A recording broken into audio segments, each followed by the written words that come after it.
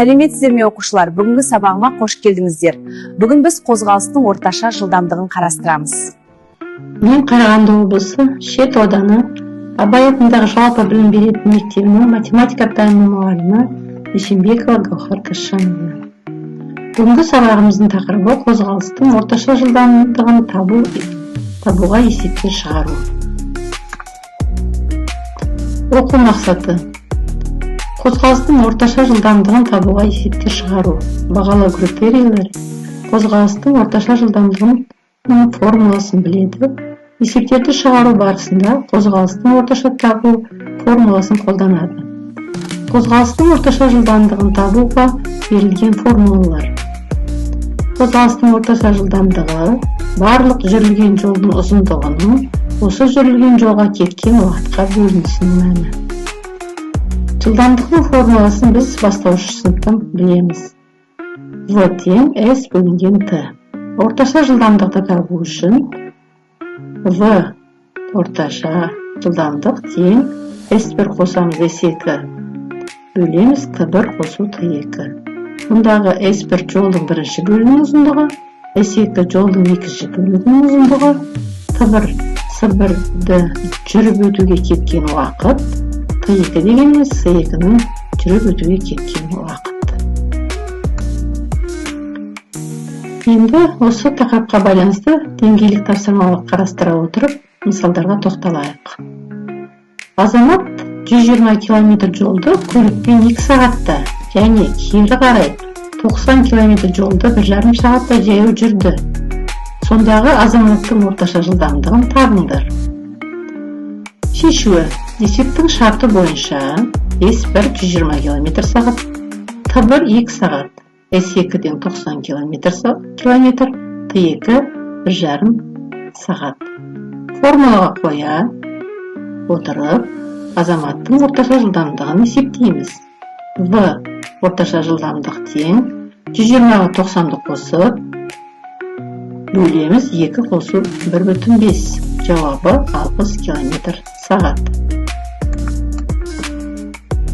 Екінші B деңгейлік тапсырмаға тоқталатын болсақ, велосипедші 13,6 км сағат жылдамдықпен 1,5 сағат тас жол мен жүріп 0,2 сағат демалған соң 9,8 км сағат жылдамдықпен 0,5 сағат қара жолмен жүрді.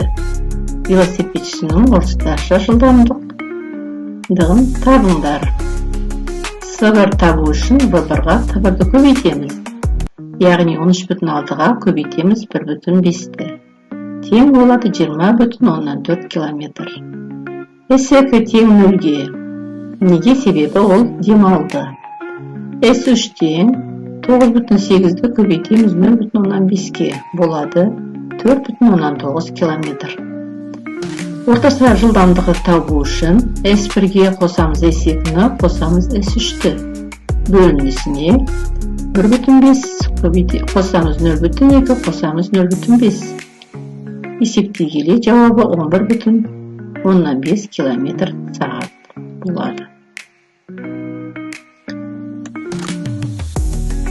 Келесі үшінші деңгейлік есепті қарастыратын болсақ, бізде ағысқа қарсы ағыспен есептер келеседі. Сондықтан, егерде қайық туралы есеп болса, қайық ағысқа қарсы жүретін болса, онда өзеннің жылдамдығын алып тастаймыз. Немесе велосипедке есепке есетін болса, желдің жылдамдығын азайтып тастаймыз. Егерде ағыспен жүретін болса, қайықтың жылдамдығына өзеннің жылдамдығын қосамыз. Ал велосипедпен кездесетін болса, есеп велосипедтің жылдамдығына желдің жылдамдығын қосамыз. Яғни, мысал, қайық ағыспен 45 минут, ағысқа қарсы 30 минут жүзіп, барлығы 11,7 км қашықтыққа барды. Ағыс жылдамдығы 1,8 км сағат. Қайықтың меншікті жылдамдығын табыңыз. Бұл жерде қайықтың меншікті жылдамдығын X деп алып, S-ті табу үшін S1-ді S2-ге қосуымыз керек. Теңдеу қарастырамыз. Теңдеуде бірінші ақшада қосу, X-ке қосамыз 1,8, бұл жерде ағыспен жүргендіктен 0,75 дегеніміз ол 45 минутты сағатқа айналдырдық. Қосу екінші жақшада x азайту 1,8. Біз қайықтың жылдамдығынан азайтамыз өзеннің жылдамдығын. Демек, ағысқа қарсы жүрді деген сөз. 0,5-іміз ол 0,5 сағат. 30 минутты сағатқа айналдырдық.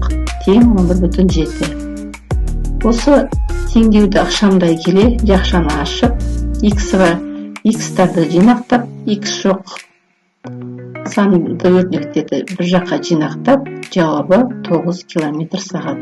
Сонда қайықтың меншікті жылдамдығы 9 км сағат. Алдарыңызда кестені өздеріңіз толтырып көріңіздер.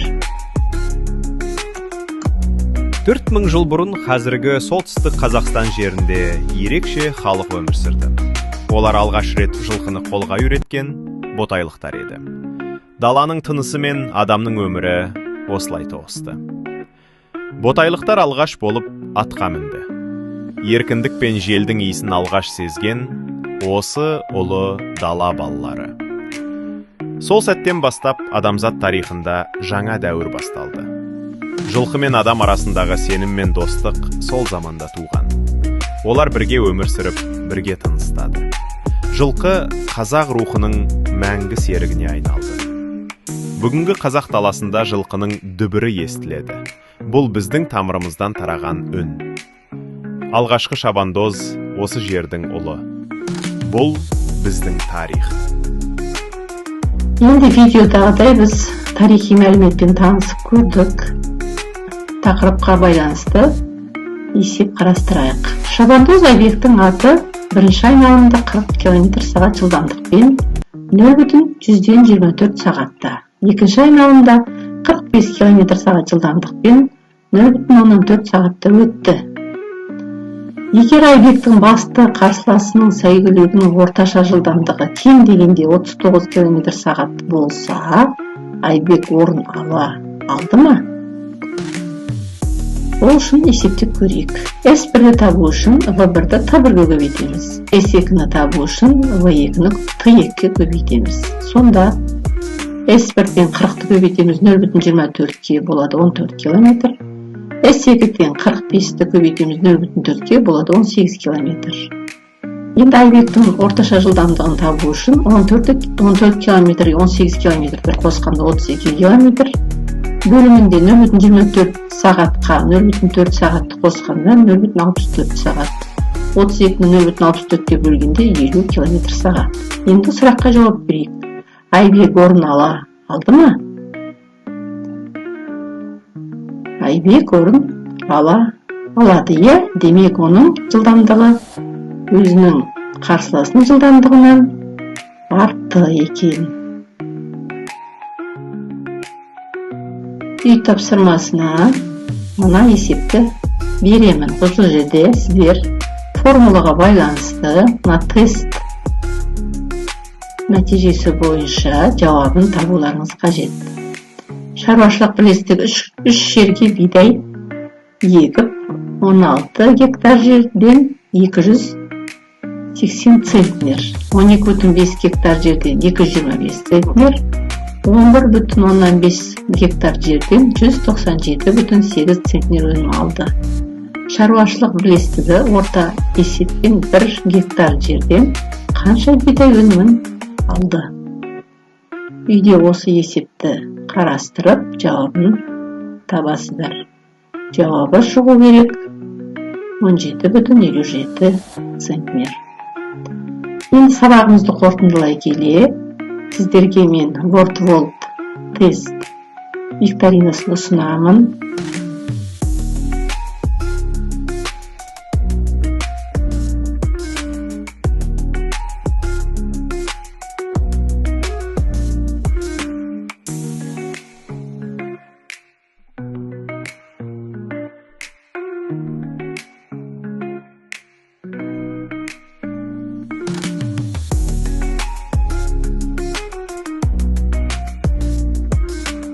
Назарларыңызға рахмет.